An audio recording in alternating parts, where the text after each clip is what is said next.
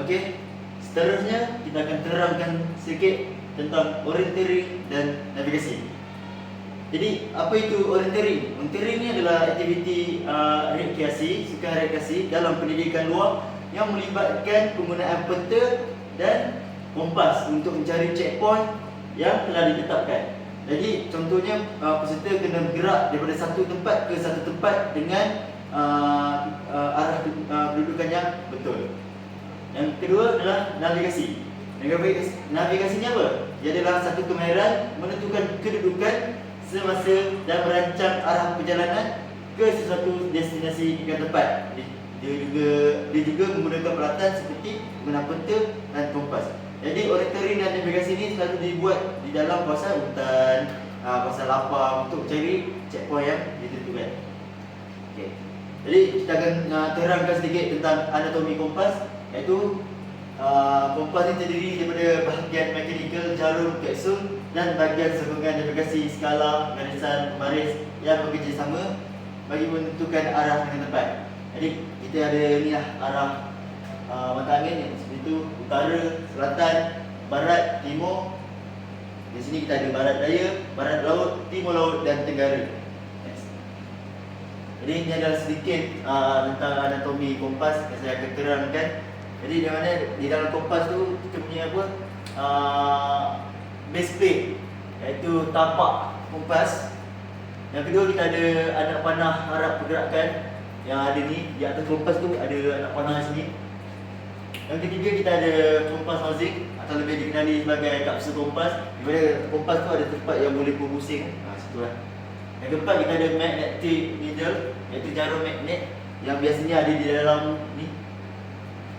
Yang kelima kita ada orienteering arrow, iaitu anak panah orientasi. Dia juga ada di dalam tu. Dan enam kita ada orienteering lines, iaitu garisan orientasi. Ada di dalam ni. Nampak yang ni, proses ni. Yang ketujuh kita ada index line, iaitu garis penunjuk. Juga ada di dalam kawasan ni, iaitu ini lah. Yang ke-8 kita ada level line, iaitu garis hadapan. Dan 9 kita ada not indicator, iaitu penanda N yang ada di dalam kapsul kompas lah.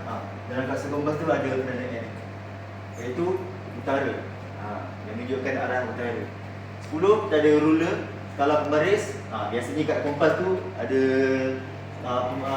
skala pembaris di tepi-tepi ni untuk lukis lah, untuk mengukur jarak, untuk peta lah. Dari 11 kita ada mag scale marking, iaitu skala peta. Yang ke-12 kita ada magnifying lens, iaitu kanta berbesar, di mana di bawah kapsul kompas lah, seperti setiap kompas ada punya. Yang ke-13 kita ada lanyard hole, iaitu lubang tali. Ini fungsinya untuk letak tali lah. Yang ke-14 kita ada lanyard tali kompas. Ini sangat penting lah, sebab kompas memang kita ada kompas, diwajibkan untuk pakai lah. Okey. Tadi saya telah menerangkan tentang anatomi kompas.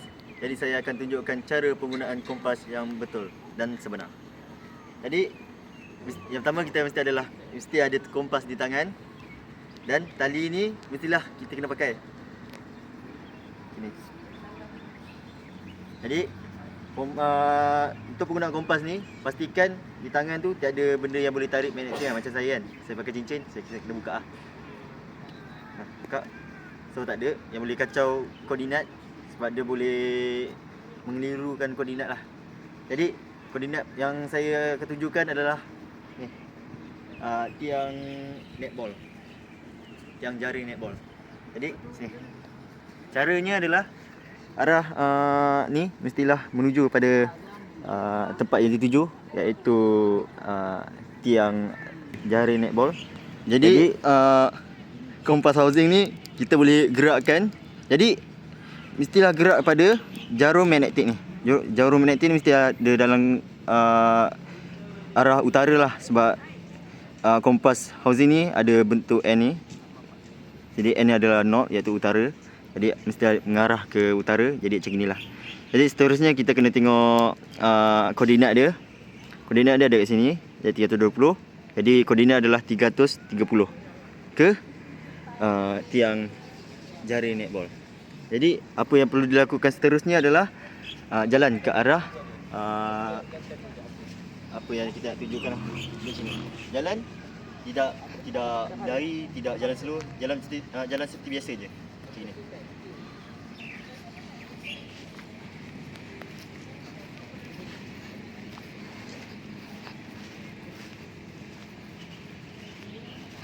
Jadi bila dapat arah dituju, langkah saya adalah 17. Jadi koordinat saya daripada tempat asal ke sini adalah 17 langkah dan koordinat 330 arah utara. Jadi itu saja cara penggunaan kompas dengan betul dan sebenar. Okey, Assalamualaikum warahmatullahi wabarakatuh. Hari ini saya dan Azim akan melakukan sedikit cara penggunaan kompas dan peta dalam orientering dan navigasi. Jadi ini adalah titik permulaan kami, iaitu di mana Azim? Di bilik alumni. Ya, di bilik alumni. Jadi inilah titik permulaan kita. Kita akan pergi ke checkpoint 1, checkpoint 2 dan checkpoint 3. Jadi checkpoint pertama kita akan pergi ke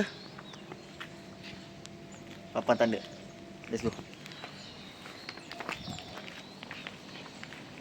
Pengiraan langkah perlu diambil kerana ia penting untuk menentukan koordinat. Jadi kita akan pergi ke papan tanda ini. Dan sampai di papan tanda ini kita akan berapa koordinat ni? Sejak adalah 26 langkah 358 arah utara. Catat. Jadi kedua kita akan pergi kepada Cafe Pintar. Dia punya koordinat 101 arah timur. Okey, fokus kat akhir dekat lah. Jadi kita akan pergi ke checkpoint kedua, iaitu di Cafe Pintar. Koordinat dia 101 arah timur. Jom kita pergi. 101. Okey. Penggunaannya sama seperti yang saya tunjuk sebelum ni. Jadi yang sangat penting adalah pengiraan langkah dan koordinat di kompas.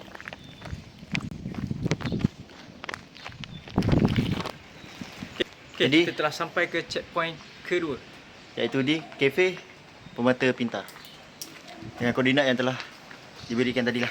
Jadi kita akan buat peta. Let's go. Jadi selepas melalui beberapa checkpoint, kita kena buat peta. Okay, sudah. Kita akan mula. Jadi Zim, X tu apa Zim? X ni adalah tempat kita bermula, iaitu bilik alumni. Dan kita buat pakai skala 4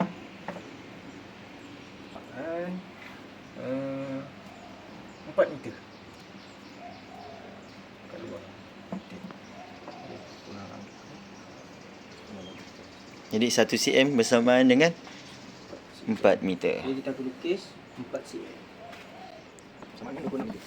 Kita pergi ke Cafe Mata Pintar. Dapat langkah dia. Langkah dia 39 cm.